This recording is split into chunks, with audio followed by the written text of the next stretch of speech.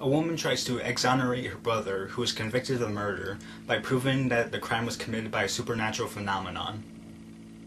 This is my review of Oculus.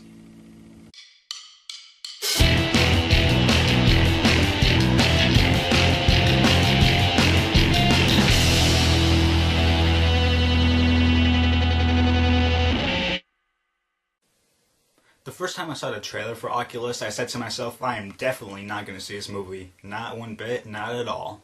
To me, all the trailers that came out for this movie, it made the movie feel like your typical, generic, supernatural movie.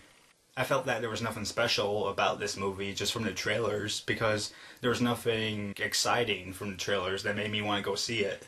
And the fact that one of the studios that was making this movie was WWE Studios was another reason that I didn't want to see this movie.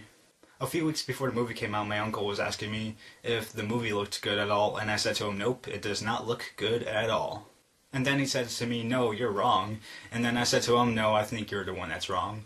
So when the movie was being released, and when early reviews were coming out from both critics and YouTube critics, and they were giving good scores, I thought to myself, wait, is this movie actually good? So I decided to see it with my father and my sister, and I have to tell you guys that Oculus is a huge surprise. It is actually good. The good points. The reason I liked this movie a lot was one of the reasons that I thought I wasn't going to like it. I thought that it was going to be your generic run-of-the-mill horror/thriller movie, but after seeing the movie, it was not any of that. I mean, there were some elements that were sort of not original, but overall I thought it was a original concept.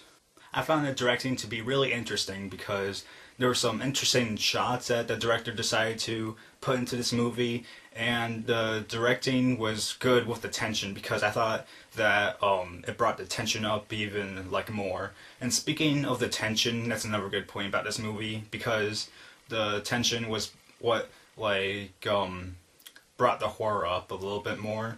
And something that added more to the tension was the score, because the score was building up as the scene was building up with the direction, and when the scare came, it was like, ah! I thought that the writing and the acting were both good, because for the writing, I found it interesting that the movie took place during two different time periods, because I saw in the trailer that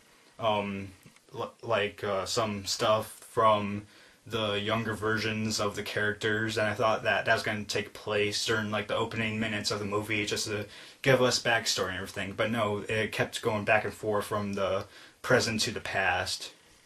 And for the acting, I thought that the actors that played the older version of the siblings did a good job, but I thought that the children actors that played the younger version of the siblings did a better job, sort of.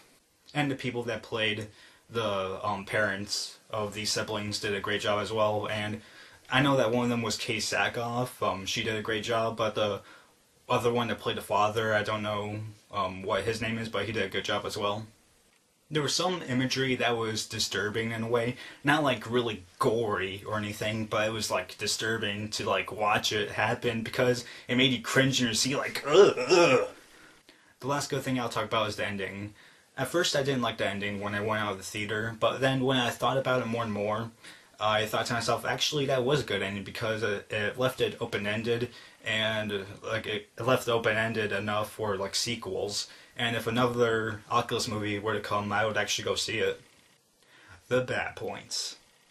The only bad point I can come up with, and it's sort of a huge bad point about this movie, was some of the writing. I know I said in good points that the writing was good for a horror movie, but there was just some things about the writing that I didn't like.